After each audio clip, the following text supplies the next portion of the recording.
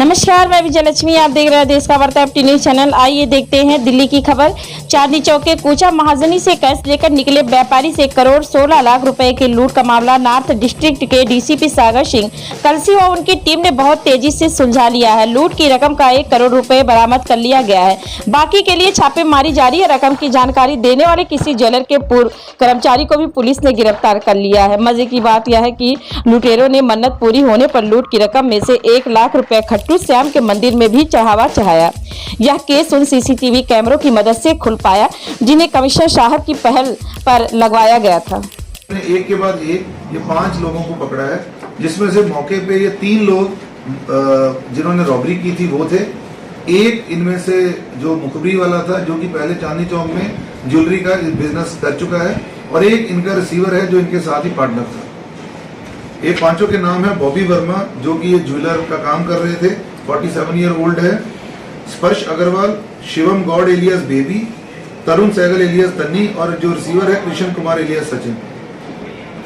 इनकी इंटेरोगेशन में हमें पता चला कि इन्होंने पहले भी 3-4 वारदातें कर चुके हैं। इसी साल की IP स्टेट की 20 लाख रुपए की एक रॉबरी है सेंट्रल डिस्ट्रिक्ट की, वो इसी में सॉल्व हुई है। लोहरी गेट थाने की एक 65/22 नंबर है रॉबरी, 40 लाख की, वो सॉल्व हुई है। कैश की रिकवरी जब हमने इनके घरों में सर्च की तो 1.26 करोड़ इसमें रिकवर हुआ है। फुल रिकवरी इस केस की है और बाकी केसों की भी इसमें रिकवरी हो गई।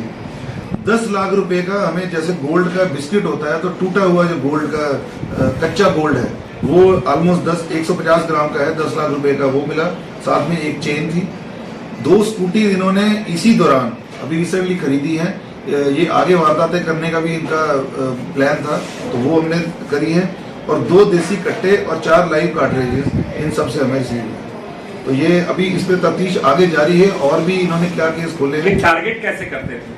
हाँ, ये इन्होंने, क्योंकि ये ज्वेलर जो मुखबर है, उनकी मुखबरी एकदम इस तरीके से थी कि कूचा घासीराम से जो बैग लेके स्कूटी वगैरह से निकलेंगे तो उनके पास जरूर कैश होगा। इन्होंने इंटरोगेशन में बताया कि इनको इतनी उम्मीद नहीं थी। ज्यादा पैसा आ गया तो इन्होंने भगवान के चढ़ावा भी चढ़ाया। आपने भी मैसेज देख लिया होगा। खाटू श्याम मंदिर में गए हैं ये 4 तारीख को, और वहां पर इन्होंने चढ़ावा भी चढ़ाया। सर, कूचा महाजनी में पिछले कई समय से सेम पैटर्न पे इंसिडेंट्स हो रहे हैं, तो क्या ये डिस्ट्रिक्ट आपके डिस्ट्रिक्ट के अंदर ही आता है?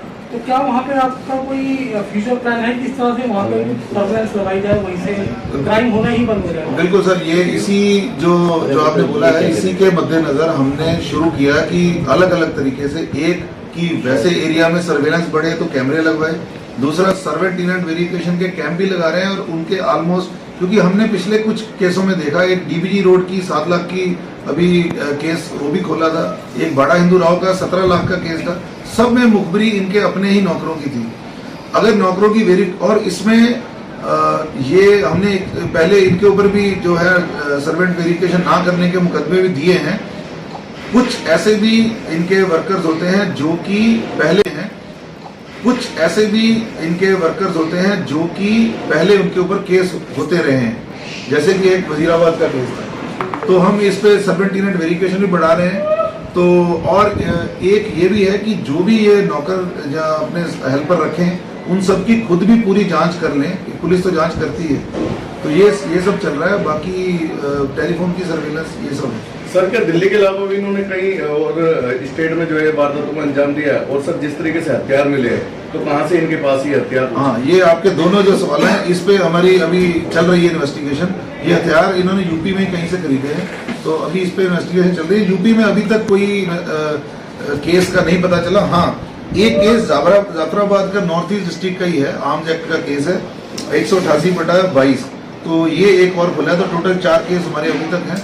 हमें उम्मीद है और भी इन्होंने वारदातें की होगी, क्योंकि ये कुछ दिनों से कोई काम नहीं कर रहे थे, एकदम अनएम्प्लॉयड थे। तो काफी चांस है कि इन्होंने वारदातें की। सर, इससे पहले जितनी भी वारदातें हुई हैं तो उसमें भी कंप्लेन हुई होगी रेस सर, तो उस पर पुलिस ने पहले एक्शन नहीं लिया या इस इंसिडेंट के बाद पुलिस ज्यादा एक्टिव हो गई इनको लेकर? नहीं, देखिए, उसमें हमारे पास फुटेज उसमें भी है, लेकिन उसमें कहीं किसी कारणवश वो सॉल्व नहीं हो पाए। तो ये जो हमने केस खोले हैं साइंटिफिकली उसमें लिंक्ड है। सर, देखा जाता है वहाँ पर आए दिन इस तरीके की कैश की वारदातें होती रहती हैं और कहीं ना कहीं ये कैश जो कैश रहता है कहीं 1 नंबर का रहता है, कहीं 2 नंबर का रहता है। तो कहीं ये कारण तो नहीं है कि लोगों को पता भी नहीं चलता इस तरीके की वारदातें हो रही हैं, रिपोर्ट भी नहीं दर्ज होती? देखिए, ये हम मार्केट वेलफेयर से अभी हमारी मंडे को भी एक मीटिंग है हमारी, उनके साथ लगातार ये रहती है कि वो भी अपने जो है सिक्योरिटी बढ़ाएं, अपनी कार में जीपीएस लगाएं, जो बैग भी है उसमें भी वो किसी तरीके से फोन ही रख दें नीचे, ताकि मतलब हम जल्दी से ये कर लें। वारदातें बिल्कुल होती हैं, मनी की ट्रांसफर इतना ज़्यादा है कि क्वांटम के हिसाब से अगर वारदातें देखें तो इतनी ज़्यादा नहीं है, बहुत कम है, लेकिन जितनी भी हैं हमारी तकरीबन मैं पिछले 6 महीने से देख रहा हूँ सफलता काफ़ी है इसमें। हम जागरूक कर रहे हैं वैसे भी। सर पुश्ते पे जो डेड बॉडी मिली थी बुराड़ी में, उसका कुछ शनाख्त हो पाया सर, कुछ पता चला? उसपे जो है ये सोनिया वजीराबाद में मिली थी, हाँ। वो सोनिया विहार की वहाँ की मिसिंग थी, उनको हैंडओवर की है। उसमें कोई अभी तक हमें तो ना कोई फाउल प्ले या कोई एक्सटर्नल इंजरी नहीं थी। इंक्वेस्ट प्रोसीडिंग मेरे ख्याल कर रहे हैं वहाँ पर। वो नहीं सर, बुराड़ी थाना करने वाली पुष्टे वाली जो यमुना साइड नहीं, उसमें हमने बहुत उसमें 3 बार ऐसा हुआ है।